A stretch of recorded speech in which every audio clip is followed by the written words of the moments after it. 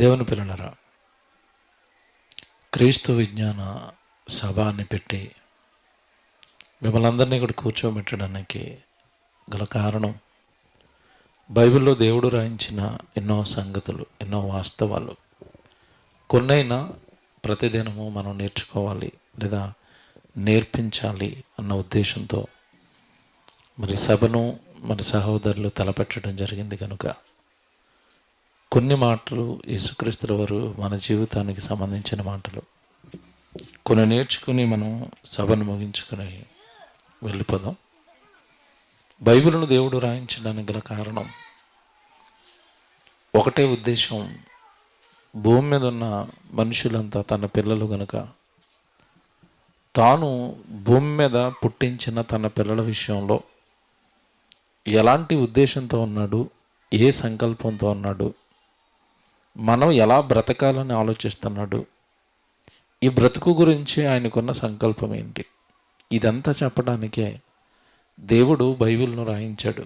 చాలామందికి బైబిల్ను దేవుడు ఎందుకు రాయించాడో కూడా అర్థం కాలేదు. అర్థమైతే బైబిల్ చదివేవారు, అర్థమైతే బైబిల్ వినడానికి వేగిరపడేవారు, అర్థమైతే బైబిలే జీవితమై బ్రతికేవారు. కానీ ఈరోజు భూమి మీద ఉన్న మనుషులు బైబిల్ను ఇష్టపడకపోవడానికి కారణం, మీరు తొలి ప్రసంగంలో అన్నయ్య నోట విన్నట్టుగా ఎన్నో జ్ఞానపు సంగతులు బైబిల్లో దేవుడు రాయించి దాచిపెట్టిన విని గ్రహించుకొని పాండిత్యం సంపాదించటానికి, జ్ఞానాన్ని సంపాదించుకోవడానికి, బ్రతుకును దిద్దుకోవడానికి, బ్రతుకును బాగు చేసుకోవడానికి, తద్వారా మరణం తర్వాత దేవుణ్ణి చేరటానికి అవసరమైనవన్నీ కూడా బైబిల్లో దేవుడు రాయించిన ఎవరికి ఆసక్తి లేకుండా పోయింది. దీనివలన నష్టం ఎవరికి జరుగుతుంది అంటే దేవుడికి ఎటువంటి నష్టమూ లేదు. నష్టపోయేది భూమి మీద బైబిల్ చదవని వారు, బైబిల్ వినని వారు, బైబిల్ దగ్గరకు రానివారు, బైబిల్ నేర్చుకోని వారే నష్టపోతారు. యేసుక్రీస్తుల వారు ఈ భూమి మీద బ్రతికింది 33.5 ఏళ్ళు. ఆయన ఒకానొక సందర్భంలో ఆయన బ్రతుకున్న నాడేమైనా ఆయన మాటలు అర్థమయ్యాయా అంటే, ప్రభు బ్రతుకున్న నాడు కూడా ప్రభు యొక్క మాటలు ఆ రోజున్న సమాజానికి అర్థం అవ్వలేదు. ఈరోజు ప్రభు లేడు, వెళ్ళిపోయారు, కానీ ఆయన మాటలన్నీ గ్రంథస్థం చేయబడ్డాయి. ఈరోజు ఆ బైబిల్ ఎంతవరకు అర్థమవుతుందంటే ఈరోజు అర్థం కాని పుస్తకంగానే మిగిలింది. ఎందుకు చెప్తాం అర్థం కాని పుస్తకంగా మిగిలింది అని అంటే, ఈరోజు ఒక బైబిల్ పట్టుకున్న క్రైస్తవులంతా వేల శాఖలుగా విడిపోయి మారిపోయి ఒకరినొకరు దూరం చేసుకుని, ఒకరంటే ఒకరు పడక, ఒకరంటే ఒకరు గిట్టక, ఎలాంటి మనసులు, ఎలాంటి మనస్తత్వాలు మనుషుల మధ్యలో చూస్తున్నామో అది తెలియదు కాదు. అది మరలా ఎవరిలోనూ ఉందంటే క్రైస్తవుల్లోనూ కూడా ఉంది. అంటే మనుషులు దేవుడు అర్థమయ్యాడా, దేవుడు ప్రేమ అర్థమైందా, మనం అందరం ఒకే తండ్రి పిల్లలమన్న భావన అర్థమైందా అంటే అర్థం కాలేదు. ఒకే ప్రభువును నమ్మారు, ఒకే బైబిల్ పట్టుకున్నారు, కానీ దేవుడి పైన, బైబిల్ పైన ఒక విశ్వాసానికి రాలేకపోయారు. ప్రభు బ్రతికిన కాలంలో ఆయన వాక్యం ప్రకటిస్తుంటే ఆ రోజున్న సమాజానికి కూడా ఆయన మాటలు సరిగా అర్థం కావటం లేదు. ఒకానొక సందర్భం ఈరోజు మీతో చెప్పాలి. ఎందుకంటే యేసుక్రీస్తుల వారి రాక భూమి మీద ఎందుకు జరిగింది అంటే, మత్తయి గారు మత్తయి సువార్త రాశారు 13వ అధ్యాయంలో ప్రభు అసలు ఈ లోకానికి ఎందుకు వచ్చాడో, ప్రభు రాక వెనుకున్న పరమార్థాలలో ఒక సంగతి ఆయన అక్కడ మనకి జ్ఞాపకం చేస్తాడు. 13వ అధ్యాయము ఒకసారి అందరూ దయచేసి మత్తయి సువార్త మీరు తీసుకుంటే 34వ వచనం చూద్దాం అందరం. మత్తయి సువార్త 13వ అధ్యాయము 34వ వచనం చదువుతున్నారు. నేను నా నోరు తెరచి ఉపమాన రీతిగా బోధించదను, లోకము పుట్టినది మొదలుకొని మరుగు చేయబడిన సంగతులను తెలియచెప్పదను. చూసారా ఏమన్నారు? ఇదిగో నేను నా నోరు తెరిచాను అంటే నేను మాట్లాడటం మొదలు పెట్టాను అంటే లోకము పుట్టినది మొదలుకొని, లోకము అనగాని లోకంలో ఉన్న మనుషులు, ఈ మానవ జాతి ఈ భూమి మీద పుట్టినది మొదలుకొని ఈ మానవ జాతికి చాలా విషయాలు మరుగు చేయబడ్డాయి, రహస్యాలుగా ఉండిపోయాయి, అర్థం కానివిగా ఉండిపోయాయి. అవన్నీ చెప్పటానికి నేనే వచ్చాను అన్నాడు యేసుక్రీస్తుల వారు. జాగ్రత్తగా వినాలి. అసలు యేసుప్రభు అంటే ఎవరో కూడా ఈ సమాజానికి తెలియదండి, బయట వారికి. వాళ్ళు అంటున్నారు యేసుప్రభు 2000 సంవత్సరాల క్రితం బెత్లెహేంలో పుట్టాడు. యెరూషలేము అని ఒక చిన్న పట్టణంలో, ఇజ్రాయేల్ అని ఒక చిన్న దేశంలో పుట్టి ఆయన కొంచెం మంచి మంచి మాటలు చెప్పడం వల్ల మనుషులందరూ ఆయన వెనకాల వెళ్ళిపోయారు. ఈయన ఒక కొత్త మతాన్ని స్టార్ట్ చేసేసాడు.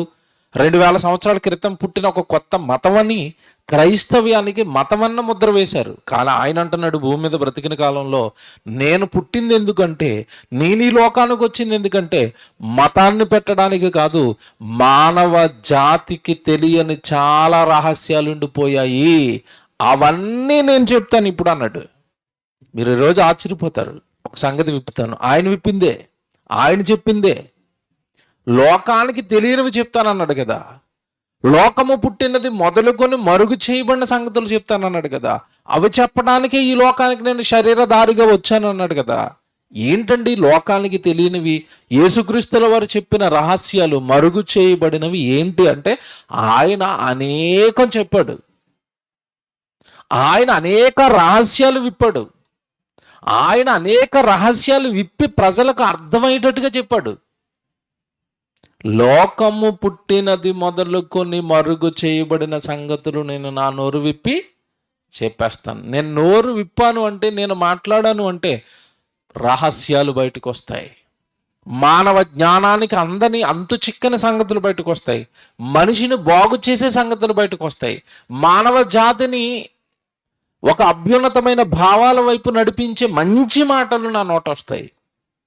ఏమండి, ఈరోజు మనిషి నోరు విప్పాడు అంటే మంచి మాటలు వస్తున్నాయండి.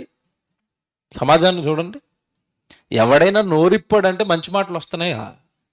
అవతల వాడిని పాడు చేసేవి, అవతల వాడిని నాశనం చేసేవి, అవతల వాడికి కీడు చేసేవి, అవతల వాడిని పాడు చేసేవి, మనుషుల గురించి మనుషులు మాట్లాడుకోవటం. ఏమండి, ఈరోజు మనిషి మాట్లాడితేనండి భయం వేస్తుంది. ఏం మాట్లాడతాడో, ఎవరి గురించి తప్పుగా మాట్లాడతాడో, ఏ తప్పుడు ఆలోచన నాకు ఎక్కించడానికి ఏ తప్పుడు ఆలోచన పట్టుకున్న దగ్గరకు వస్తాడో. మనుషులు మాట్లాడితేనండి ప్రమాదం అండి. దేవుడు మాట్లాడితే శ్రేయస్కరం, దేవుడు మాట్లాడితే సమాధానం, దేవుడు మాట్లాడితే జ్ఞానం, దేవుడు మాట్లాడితే ఆప్యాయత, దేవుడు మాట్లాడితే ప్రేమ, దేవుడు మాట్లాడితే అనురాగం. మీకు వాక్యం అర్థమైతే ఇలాగే ఉంటుంది. బైబిల్లో యేసుక్రీస్తుల వారు చెప్తున్న మాట, నేను లోకము పుట్టినది మొదలుకొని మరుగు చేయబడిన సంగతులను నేను విప్పుతానన్నాడు కదా. ఇందుకు ఏం విప్పుతాడండి ఈయన? లోకం పుట్టినది మొదలుకొని ఏమి రహస్యంగా ఉండిపోయాయి అని అనుకుంటున్నారా? ఒకటి ఈ రాత్రి మీతో చెప్తాను. యోహాను సువార్తకి రండి. యేసుప్రభు మాట్లాడుతున్నాడు, ప్రసంగం చేస్తున్నాడు జనం మధ్య. ప్రసంగం చేస్తూ చేస్తూ మధ్యలో ఒక మాట చెప్పేసాడండి. ఆ ప్రసంగం మధ్యలో ఒక మాట చెప్తున్నాడు. యోహాను సువార్త 6వ అధ్యాయము 63వ వచనం ఒకసారి మీరు బైబిల్లో చూడండి. యోహాను సువార్త 6వ అధ్యాయము 63వ వచనం ఒకసారి మీరు చూడండి. ఆత్మయే జీవింప చేయుచున్నది, శరీరము కేవలము నిష్ప్రయోజనము. ఉందా? అందరి బైబిల్లో ఉందండి ఇది? అందరి బైబిల్లోనూ ఉంది, కానీ ఎవరికి అర్థం అవ్వలేదు అని ఎలా చెప్తాము? అక్కడ ఆయనే ఒక మాట అంటున్నాడు చూడండి. ఆత్మయే జీవింప చేయుచున్నది, శరీరం కేవలం నిష్ప్రయోజనం అన్నప్పుడు ఏమంటే ఈ రోజున్న ఈ మానవ జాతి అంతా దేనికోసం బ్రతుకుతుంది మీకు చెప్పండి? మరి అర్థమైంది ఆ మాట? ఏది ఆయన నిష్ప్రయోజనం అన్నాడో దానికోసమే కదా బ్రతుకుతున్నారు. ఏది ఆయన నిష్ప్రయోజనం అన్నాడో దానికే కదా ఉద్యోగం అన్నావు, దానికే కదా వ్యాపారం అన్నావు, దానికే కదా సంపద అన్నావు, దానికే కదా రంగురంగుల వస్తువులు అంటున్నావు.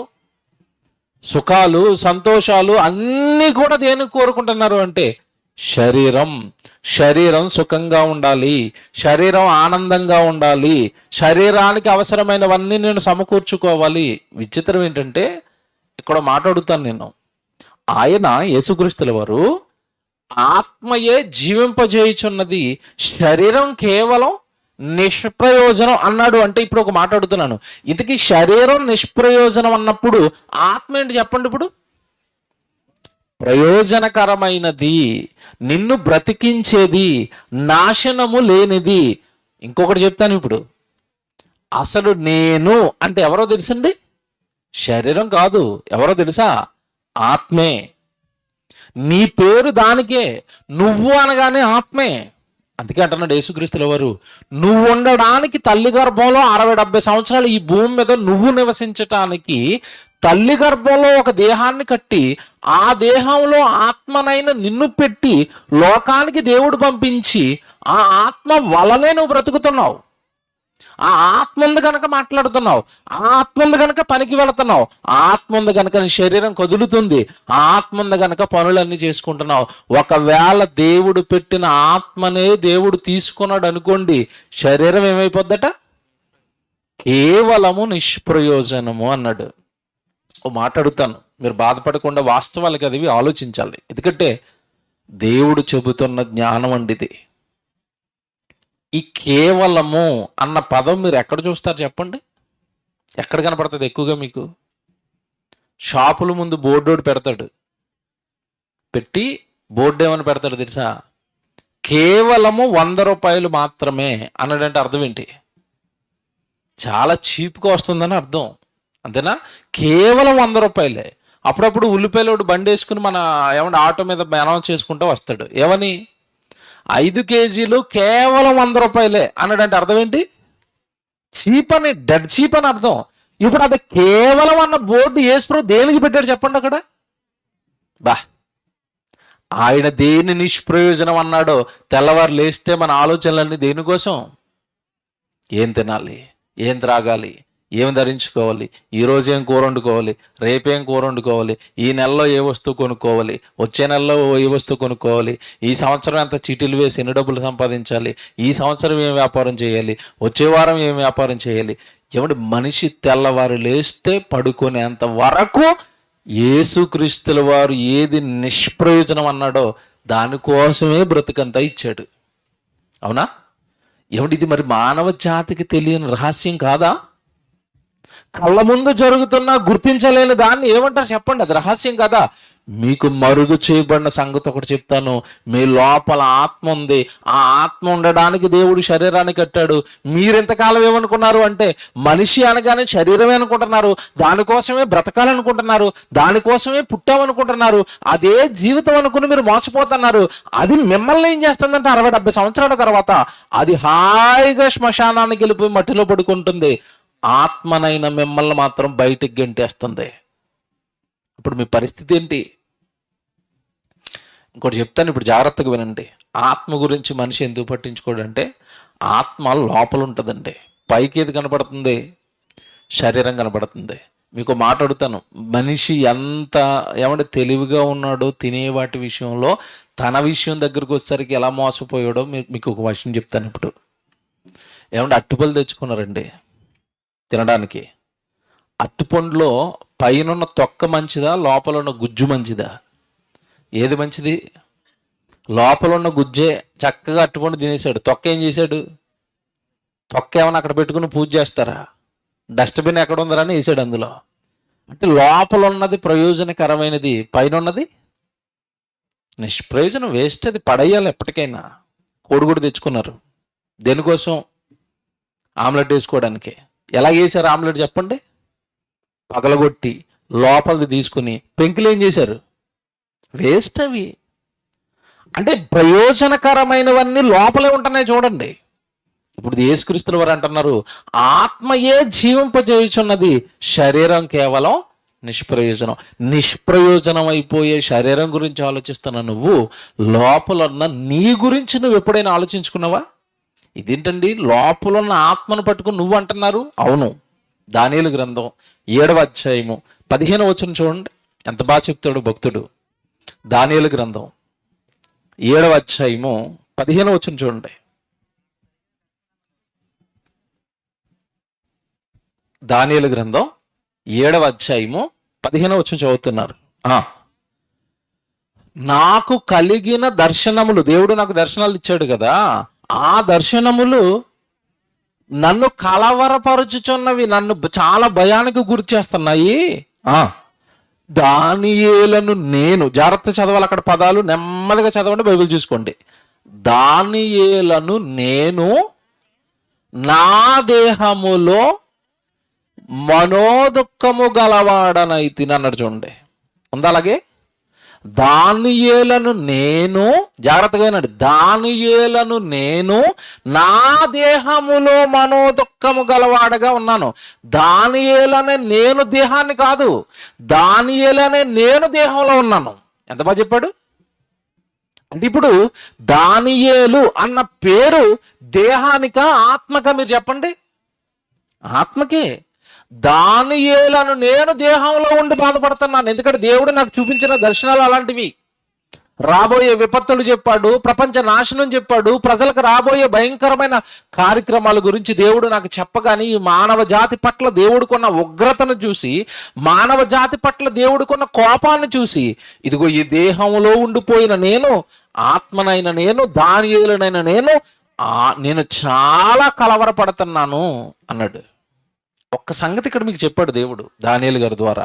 ఏంటి అంటే, దానియేలు అనగానే దానియేలు గారు ధరించుకున్న దేహం మాత్రం కాదు. ఇప్పుడు మీకు ఒక మాట చెప్తాను, జాగ్రత్తగా వినండి. మన గ్రామంలో ఎవరైనా చనిపోయారు అనుకోండి, పలానా ఒక సుబ్బారావు గారు అని అతను చనిపోయాడు అనుకోండి. ఈ చనిపోయిన వెంటనే అక్కడ పదం చూడండి, ఏమంటున్నారు? చనిపోయాడు అంటారు. అంటే అర్థం ఏంటి? చనిపోయాడు. పోయింది ఎవరింతకి? పడుకున్నది ఎవరు? ఇక్కడ సుబ్బారావు గారి యొక్క శవాన్ని టెంట్ వేసి ఇంటి ముందు పెట్టారు. అక్కడికి పొరపాటున ఎవరైనా చనిపోయాడని తెలియని వ్యక్తి ఒక వ్యక్తి వచ్చి, ఏమండి ఏడండి సుబ్బారావు గారు అంటే ఏం చెప్తారు చెప్పండి? అక్కడ ఉన్న ప్రజలు, వెళ్ళిపోయాడండి. అదేంటి వెళ్ళిపోయాడు అంటున్నారేంటి? టెంట్లో పడుకున్నాడు కదా. ఈ టెంట్లో పడుకున్న అతను ఎవరు, వెళ్ళిపోయిన అతను ఎవరు చెప్పండి? టెంట్లో పడుకున్నది సుబ్బారావు గారు వదిలేసిన, ఆయన వాడుకొని వదిలేసిన దేహం. వెళ్ళిపోయింది మాత్రం సుబ్బారావు గారు. ఆత్మగా ఆ దేహంలో ఉన్నాడు, ఆయనే వెళ్ళిపోయాడు. ఇప్పుడు పేరు దేనికి చెప్పండి? ఆత్మకా శరీరానికా? ఆత్మకే.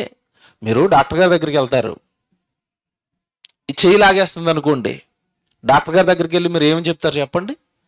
డాక్టర్ గారు, నా చెయ్యి లాగుతుందండి, నా చెయ్యి లాగుతుందండి, నా కాళ్ళు లాగుతుందండి, నా కళ్ళు కనపడటం లేదండి, నా గుండె బాగోలేదండి. ఇంతకీ నువ్వెవరు? నా కాలు అంటున్నావు కదా, నా చెయ్యి అంటున్నావు కదా, నా కన్ను అంటున్నావు కదా, నా గుండె అంటున్నావు కదా. అంటే శరీరం నువ్వు కాదు, నువ్వు లోపలుండి ఇదిగో నా చెయ్యి లాగుతుంది అంటున్నావు. ఏమంటే ఇప్పుడు ఈ సెల్ ఫోన్ నాది అన్నాను అనుకోండి, నేనున్నాను, సెల్ ఫోన్ ఉందా? ఉంది. రెండు ఒకటా వేరువేరా? వేరు. ఇప్పుడు నా చెయ్యి అన్నావంటే నువ్వు వేరు, నీ చెయ్యి వేరు. శరీరం నువ్వు కాదు, శరీరంలో నువ్వు ఉన్నావు. ఇంతకాలం ఇది తెలీదు. ఇది చెప్పింది యేసుప్రభు సమాజానికి. మీరంటే శరీరం అనుకుని మాయలో ఉండిపోయారేమో. మీరంటే శరీరం అనుకుని దానికే తిండి, దానికే సుఖాలు, దానికే సంతోషాలు, దానికే ఇల్లు, దానికే బంగారం, దానికే మేడ. మరి నీకోసం నువ్వేం చేసుకోవా? నువ్వు ఏమి చేసుకున్నా 60-70 సంవత్సరాల తర్వాత నేను మోసం చేస్తుంది. హాయిగా పడుకుంటుంది ఇంటి ముందు, పట్టుకెళ్ళి శ్మశానంలో వేస్తారు. నీ సంగతి ఏంటి? నీ బ్రతికేంటి? అది చేసిన పాపపు కార్యక్రమాలకు నువ్వు లెక్క చెప్పాలి. ఎందుకంటే లోపలుండి అది జీవించడానికి కారకుడివి నువ్వే. శరీరం మాట్లాడిందంటే లోపల నువ్వు ఉండబట్టి. మీకు ఇప్పుడు నేను ఇక్కడ మాట్లాడుతుంటే మీ వరకు వస్తుందండి సౌండ్, బాక్సుల్లోంచి సౌండ్. ఈ సౌండ్ని ఇక్కడి నుంచి అక్కడికి తీసుకొస్తున్నది ఏంటి చెప్పండి? మైక్ అనుకుంటున్నారా? కరెంట్ తీసేసిన తర్వాత నేను మాట్లాడితే వస్తుందా? రాదు. అంటే ఈ సౌండ్ని ఇక్కడి నుంచి అక్కడికి తెస్తున్నది ఏంటి చెప్పండి? Power, current. కనబడదు కానీ మాట్లాడిస్తుంది. కనబడదు, ఇదిగో లైట్ను వెలిగేటట్టుగా చేస్తుంది. కనబడదు, ఇదిగో స్క్రీన్ మీద బొమ్మ రూపంలో కనబడుతుంది. ఇదంతా శక్తి. అలాగే ఆత్మగా నువ్వు లోపల ఉన్నావు కాబట్టి నీ నోరు పనిచేస్తుంది, నీ కళ్ళు చూస్తున్నాయి, నీ చెవులు వినబడుతున్నాయి, నీ చేతులు కదులుతున్నాయి, నువ్వు పని చేసుకుంటున్నావు. అంటే లోపల ఉన్న మహాశక్తి అదే ఆత్మ. దాని గురించి మాట్లాడుతున్నాడు అక్కడ యేసుప్రభు. ఆత్మయే జీవింపచేస్తుంది. నువ్వు బ్రతుకున్నావంటే కారణం నువ్వు తినటం వల్ల, త్రాగటం వల్ల, లేదంటే నువ్వు భూమి మీద ఏవేవో ఎక్సర్సైజులు చేయడం వల్ల, దీనివల్ల నువ్వు బ్రతికేస్తున్నావు అనుకుంటే నీ భ్రమది. ఏమంటే ఇప్పుడు ఒకవేళ ఆహారం వల్లనే బ్రతుకుతున్నాం, గాలి వల్లనే బ్రతుకుతున్నాం అన్న వాళ్ళ దగ్గరికి, చచ్చిపోయిన శవం దగ్గరికి బిర్యానీ పట్టుకెళ్ళి తినమనండి. తిండే బ్రతికిస్తుంది అన్నావు కదా, ఇప్పుడు తిండి పెట్టి దాన్ని బ్రతికించి లేపు. పోనీ ఇంకొంతమంది ఏమంటున్నారంటే గాలి పీల్చుకోవడం వల్ల బతుకుతున్నాం అన్నారు కదా. ఇప్పుడు మనం టైర్లో గాలిపోయింది అనుకోండి, దేంతో కొట్టుకుంటాం? పంపుతో కొట్టుకుంటాం కదా. ఇప్పుడు చచ్చిపోయిన శవం ముక్కులోకి పంపెట్టేసి కొట్టండి, లెగు లెగు లెగు అని, లేస్తుందా? ఎందుకు లేవట్లేదు? నువ్వు ఇంతకాలం భ్రమపట్టినావు గాలి వల్ల తిండి వల్ల నేను బతుకుతున్నానని. కాదు, లోపల ఏముంది? ఆత్మ ఉంది. అది వెళ్ళిపోయిన తర్వాత నువ్వు గాలి కొట్టినా, బిర్యానీ పెట్టినా, కరెంటు పెట్టినా లేవనే లేవదండి. విచిత్రం ఏంటనుకున్నారు? కరెంటు పెడితేనండి ఎంతటి బరువు అయినా అలా లేపేయచ్చండి. ఇప్పుడు క్రెయిన్స్ పనిచేస్తున్నాయి, అవి ఎంత బరువులు లేపుతాయండి పైకి. దేని శక్తితో లేపుతున్నాయి? అవి పవర్తోని. అదే పవర్ 2 వైర్లు పట్టుకెళ్ళి చచ్చిపోయిన శవానికి ఇలా పెట్టి లేవు లేవు అనండి, మాడిపోద్దేమో నల్లగా తప్ప లేవదది. ఎందుకు లేవటం లేదు? ఎందుకు మాట్లాడటం లేదు? ఎందుకు చూడటం లేదు? ఏమంటే చనిపోయినప్పుడు ఆ వ్యక్తి మీద ప్రేమ చావకండి. చాలా మంది వచ్చి ఆ శవం మీద పడిపోయి ఇలా కొడుతూ ఒక్కసారి చూడు, ఒక్కసారి అన్న, ఒక్కసారి మాట్లాడు, ఒక్కసారి చూడు అంటారు. ఇంకొకసారి లేదు, 100సారి లేదు. కారణం ఏంటి? లోపల ఉన్న ఆత్మ వెళ్ళిపోయింది. ఈ సమాజానికి సత్యం తెలియక కొట్టుకుంటున్నారు, తిట్టుకుంటున్నారు, చంపుకుంటున్నారు, మతాలు అంటున్నారు, కులాలు అంటున్నారు. దేనికయ్యా ఇవన్నీ నువ్వు పెట్టుకున్నావు? శరీరానికి కదా నీ కులం అంటున్నావు, శరీరానికి కదా నీ మతం అంటున్నావు, శరీరానికి కదా నీ ప్రాంతం అంటున్నావు, శరీరానికి కదా ఇవన్నీ పెట్టుకుని విడిపోయి కొట్టుకు చస్తున్నారు. చచ్చిపోయిన తర్వాత శవం ఆ సమాధికి వెళ్ళిన తర్వాత నువ్వు ఆత్మగా బయటకు వస్తావు. ఏ కులానికి సంబంధించిన ఆత్మ అంటావు అప్పుడు దాన్ని? ఏ మతానికి సంబంధించిన ఆత్మ అంటావు? ఆత్మకేది కులం, ఆత్మకేది మతం? నువ్వేదో ఆ కుటుంబంలో పుట్టా కనుక ఇది మా కులం అంటున్నావు. మరి ఇప్పుడు ఆత్మ ఎక్కడ పుట్టింది? దేవుళ్ళలో పుట్టింది. దానికి కులాన్ని అంట కడతావు? అసలు నీకెక్కడది కులం? ఆత్మగా నువ్వైతే నీకెక్కడది మతం? నీకెక్కడది ప్రాంతం? నీకెక్కడది ఆ విభేదాలు? నువ్వంతా కూడా పరలోకంలో ఉన్న కన్న తండ్రి ఆత్మలో నుంచి విడిపోయిన ఆత్మలే కదా ఇవన్నీ. ఈ సత్యాన్ని చెప్పడానికి వచ్చాడండి యేసు. నాయన, మీ అందరికీ తెలియని ఒక సంగతి చెప్తున్నాను. కేవలం శరీరం మాత్రమే నేనని మోసపోకండి. శరీరం లోపల ఏముంది? ఆత్మ ఉంది.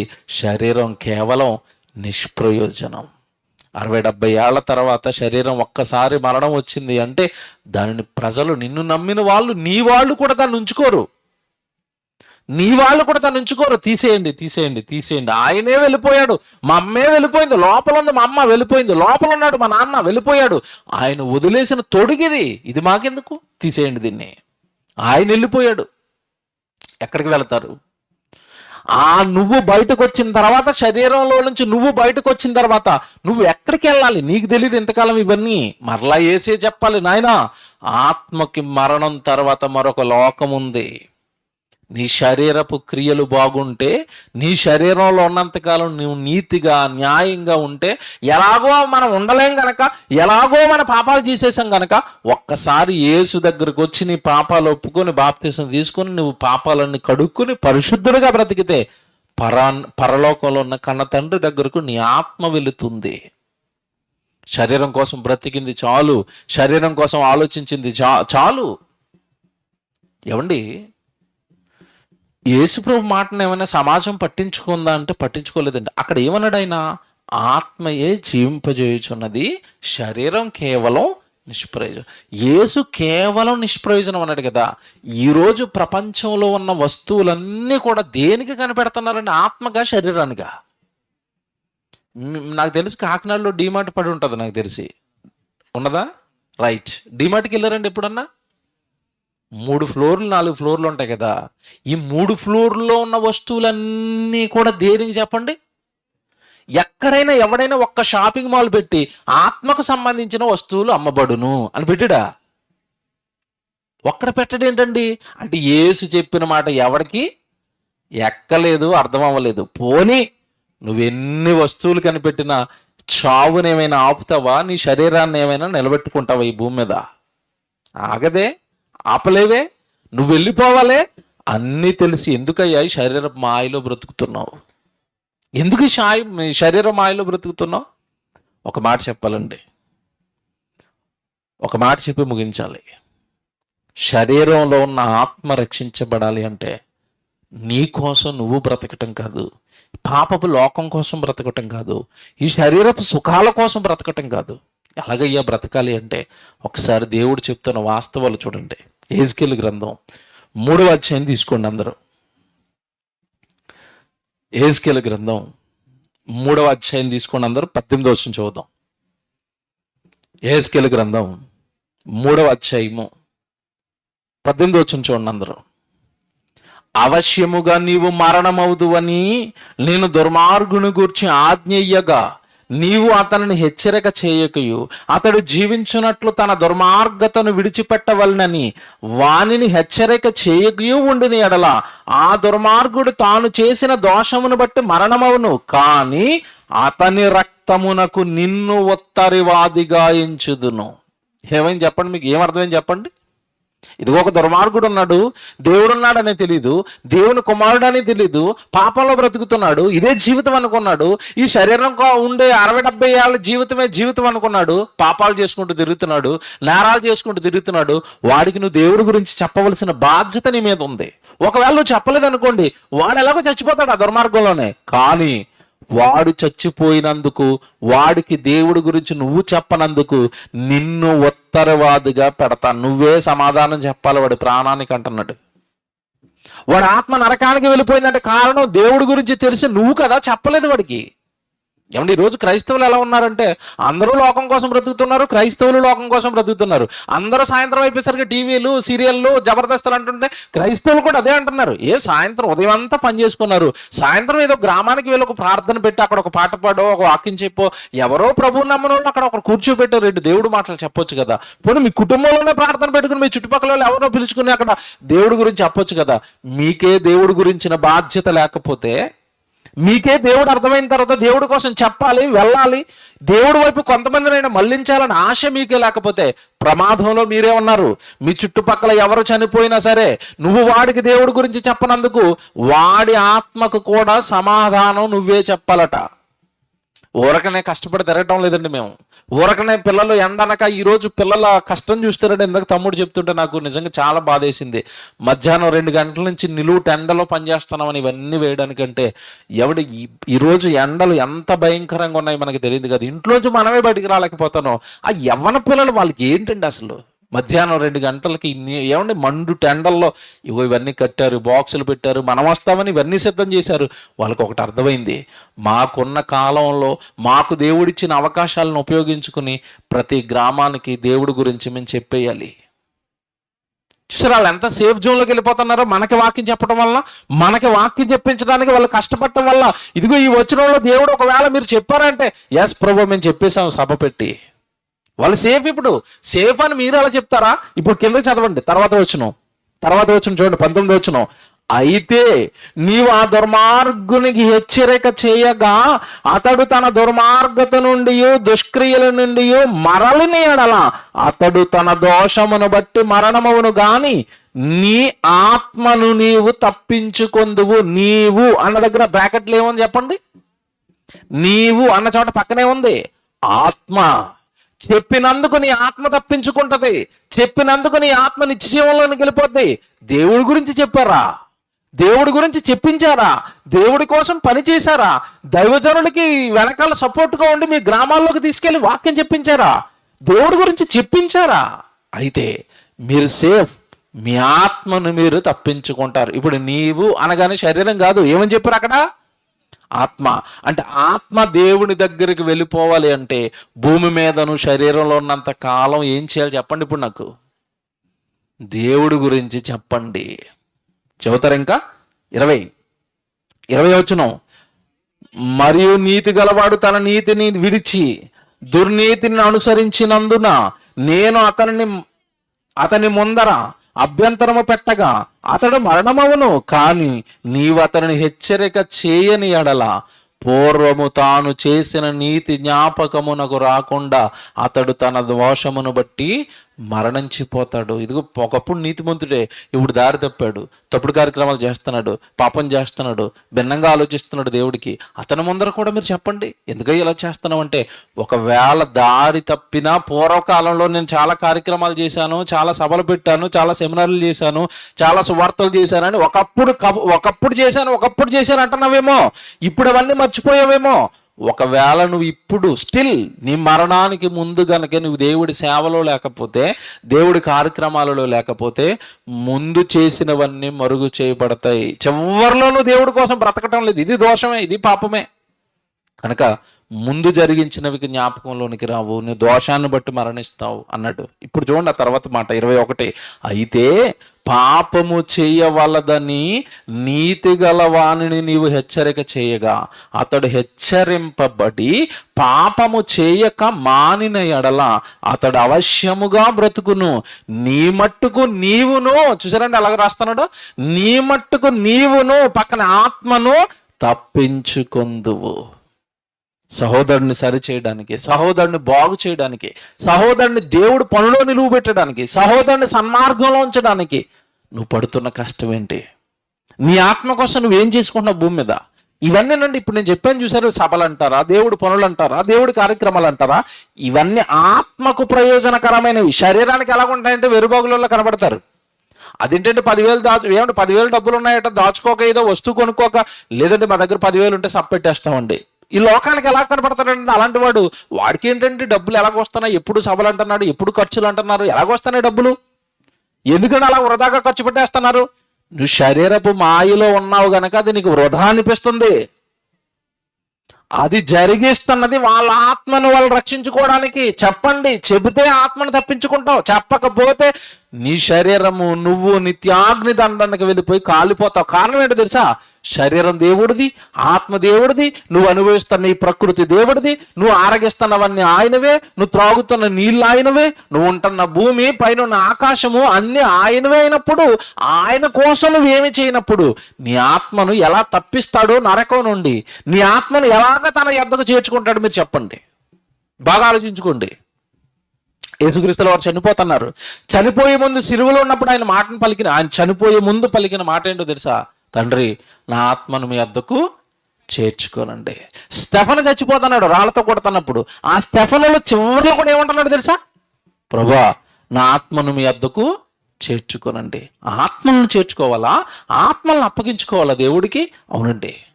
ఇంతకాలం మనం శరీరం అని శరీరపు మాయలో ఉండిపోయాం, కానీ దేవుడికి అప్పగించవలసినవి మన ఆత్మలు. పేతురు గారు రాసిన పత్రికలో స్పష్టంగా చెప్తాడు. చూడండి, మాట చూపిస్తాను. పేతురు గారు రాసిన పత్రిక తీయండి అందరూ. పేతురు గారు రాసిన పత్రిక అందరూ దయచేసి ఈ పత్రికలో ఉన్న ఈ మాటలో ఉన్న సారాన్ని మీరు అర్థం చేసుకోనండి. పేతురు గారు రాసిన మొదటి పత్రిక 4వ అధ్యాయము 19వ వచనం. కాబట్టి దేవుని చిత్త ప్రకారము బాధపడువారు సత్ప్రవర్తన గలవారై నమ్మకమైన సృష్టికర్తకు తమ ఆత్మలను అప్పగించుకొనవలెను. దేవుడికి ఏం అప్పగించాలి? ఆత్మను అప్పగించాలి అంటే సత్ప్రవర్తన, వాక్య సంబంధమైన ప్రవర్తన, వాక్య సంబంధమైన భక్తి. వాక్యం ఏం చెప్పింది ఇప్పుడు ఇంతవరకు మనకి? ఆత్మను తప్పించుకోవాలన్నా, ఆత్మను దేవుడి దగ్గర చేర్చుకోవాలన్నా ఏం చెప్పింది వాక్యం మనకి? సత్క్రియలు చేయండి, దేవుని గురించి చెప్పండి, దుర్మార్గాలలో, పాపాలలో, నేరాలలో కూరుకుపోయిన ఈ సమాజాన్ని దేవుని వైపు మీరు మళ్లించండి. అలా మళ్లించిన నాడు, మీ దేహం దేవుడి పనిలో ఉన్ననాడు, ఈ దేహం లోకం కోసం కాక, ఈ దేహం మీకోసం కాక, ఈ దేహం పరలోకంలో ఉన్న కన్న తండ్రికి ఉపయోగపడిన నాడు నీ లోపలున్న నువ్వు బయటకు వస్తావు, నువ్వు పరలోకాన్ని చేరతావు, నువ్వు దేవుణ్ణి చూస్తావు. నీ ఆత్మ రక్షించబడాలి అంటే భూమి మీద నువ్వు చేయవలసింది దైవ కార్యక్రమాలు. ఇంతకాలం మనకి ఏం చెప్పారు? బాప్తీసం తీసుకుంటూ పరలోకం వెళ్ళిపోతారు. ఎందుకు వెళ్ళిపోతారండి? ఏదో జస్ట్ అలా నీటిలో మునిగి పైకి లేకపోతే పరలోకం ఇచ్చేస్తాడు దేవుడు. ఎవరు చెప్పారు? ఈజీ అనుకున్నారా పరలోకం? యుద్ధాలు చేసిన దావీదు పక్కన కూర్చోవాలి మీరు. వెళ్ళి ఏం చేసి వచ్చావు భూమి మీద అంటే, నీటిలో ఎలా ఒకసారి మునిగి అలా పైకి లేచానంటే నా పక్కన ఎందుకు కూర్చున్న పోతలుగా అంటాడు. యుద్ధాలు జరిగించాను నేను భూమి మీద దేవుడి కోసం. పౌలు గారు పక్కన కూర్చోవాలనుకోండి, పౌలు గారు ఏమంటారు? అన్ని జనులకు వాక్యం చెప్పడానికి ఎన్ని ఖండాలు తిరిగాను, ఎన్ని దేశాలు తిరిగాను, ఎంత సేవలు జరిగించాను, నేను ఎన్ని క్రియలు చేసి ఇక్కడికి వస్తే నువ్వేడ నా పక్కన కూర్చున్నా ఏం చేయనోడు బోధల కంటే. వాళ్ళే రానివ్వనప్పుడు, వాళ్ళే పక్కన కూర్చొని ఉన్నప్పుడు పరలోకంలో ఉన్న దేవుడు మనకి పరలోకాన్ని ఇస్తాడు జస్ట్ బాప్తీసం తీసేసుకుంటే. తప్పుడు ఆలోచనలు ఇవన్నీ. నిన్ను పుట్టించింది దేవుడు తనను మహిమ పరుస్తావని. ఏది నీ జీవితంతో మహిమ? ఎప్పుడు వస్తుంది మహిమ? దేవుడికి ఎప్పుడండి మహిమ? యోహాను సువార్త 17 చదువుకోండి, 4 5 చదువుకుంటే యేసుప్రభువు అంటున్నాడు, చేయుటకు నీవు నాకు ఇచ్చిన పని నేను సంపూర్ణముగా నెరవేర్చి భూమి మీద నిన్ను మహిమ పరచితిని అన్నాడు. యేసుక్రీస్తుల వారు భూమి మీద తండ్రి పని చేసి తండ్రిని మహిమపరిచాడట. ఇంతకీ యేసుక్రీస్తుల వారు చేసిన పని ఏంటి చెప్పండి? భూమి మీద సువార్త ప్రకటన, తండ్రి గురించి బయలుపరిచాడు, తండ్రి గురించి గ్రామాన్న చెప్పాడు. తండ్రి ఉన్నాడు, ఆయన పిల్లలు మీరంతా మీకోసం ప్రాణం పెట్టడానికి వచ్చాను, నా మాటలు యథార్థమైనవి, మిమ్మల్ని నీతిలో ఉంచుతాయి, న్యాయంలో ఉంచుతాయి, పాపం చేయకుండా ఉంచుతాయి కనుక నా మాట విశ్వసించండి, నా మాటలు మీరు నమ్మండి, నేను చెప్పినట్టుగా బ్రతకండి, చాలు మీరు పరలోకానికి వస్తారు అని ప్రజలందరినీ దేవుని మాటల వైపు మళ్లించాడు కదా. అది కదా యేసుక్రీస్తు వారు చేసిన పని. నువ్వేం చేస్తున్నావు ఆయన నమ్మి? లోకంలో ఉన్నవారు ఏ పనులైతే ఉన్నావో నువ్వు ఆ పనులోనే ఉన్నావు. ప్రభు పని నువ్వెక్కడ ఎత్తుకున్నావు? రోమపత్రిక 2వ అధ్యాయం 6వ వచనం చూడండి. రోమపత్రిక 2వ అధ్యాయం 6వ వచనం చూడండి. ఎవరికి ఇస్తాడు పరలోకం? ఎవరిని తీసుకుంటాడు నిత్య జీవానికి? డైరెక్ట్గా రాశాడు రెఫరెన్స్. అది రోమపత్రిక 2వ అధ్యాయం 6వ వచనం. ఆయన ప్రతి వానికి వాని క్రియల చొప్పున ప్రతిఫలం ఇస్తాడు. ప్రతి వానికి క్రియలతోనే ఫలం అన్నాడా? నెక్స్ట్ 7వ వచనం చూడండి. ఏ క్రియలు అనుకుంటున్నారు మీరు? ఏ పని అనుకుంటున్నారు మీరు? 7వ వచనంలో చెప్తాడు ఇప్పుడు కింద, సత్క్రియను ఓపికగా చేయొచ్చు, మహిమను ఘనతను అక్షయతను వెతుకు వారికి ఆయన నిత్య జీవం ఇస్తాడు. ఇది డైరెక్ట్గా బైబిల్లో ఉంది. నేను ఏదో విన్నాను అనుకో. నాకు ఎవరో చెప్పారండి బాప్తీసం తీసుకుంటే నిత్య జీవం పరలోకానికి వెళ్ళిపోతారని. అంటే నిన్ను మోసం చేశారు వాళ్ళు, ఈ వచనం చూపించకుండా. నీకు సత్క్రియను ఓపికగా చేయొచ్చు అన్నాడు. సత్క్రియలు అనగానే దైవ కార్యక్రమాలు, వాక్యానికి సంబంధించిన కార్యక్రమాలు. సత్యము అనగానే వాక్యము, సత్క్రియలు అంటే వాక్యానికి సంబంధించిన కార్యక్రమాలు. నీ జీవితంలో వాక్యాన్ని ప్రకటించటానికి, ప్రకటింప చేయటానికి ఏ కార్యక్రమాలు నువ్వు చేసావు? అది చేస్తే ఆ సత్క్రియలను ఓపికగా చేయాలట. ఎందుకంటేనండి మరి దేవుడి కార్యక్రమాలు అంటే ఓపిక లేకపోతే ఎక్కడ జరుగుతాయండి? దేవుడి పనికి ఓపిక ఉండాలి, దేవుడి పనికి దీర్ఘశాంతం ఉండాలి, దేవుడి పనికి సహించే గుణం ఉండాలి. దేవుడి పనికి ఎన్నో బాధలు, ఎన్నో నిందలు, ఎన్నో మాటలు, ఎన్నో కష్టాలు ఏమండి హృదయాన్ని తల్లడిల్లిపోయేలా చేస్తాయండి. ఏముండదు అక్కడ. మళ్ళీ దేవుడి కోసం నిలబడినందుకే, దేవుడి కోసం చెబుతున్నందుకే, దేవుడి కోసం చేస్తున్నందుకే ఎన్నో బాధలు, ఎన్నో మాటలు ఆ గుండెలను అలా పిండేస్తున్నా, అవన్నీ ఒక బాధను ఒక పక్కను భరిస్తూనే మరో పక్క దేవుడి గురించి చెబుతూనే ఉండాలి. సత్క్రియలు చేయడానికి ఓపిక ఉండాలన్నాడు అక్కడ. అందుకే లేకపోతే సాతాను పెడుతున్న బాధలకు తలడిల్లిపోతాం, సాతాను పెడుతున్న మాయోపాయాలకు పడిపోతాం. ఆ సాతాను గుండెను బరువెక్కిస్తుంటే నాకెందుకురా దీన్ని విడిచిపెట్టేస్తా?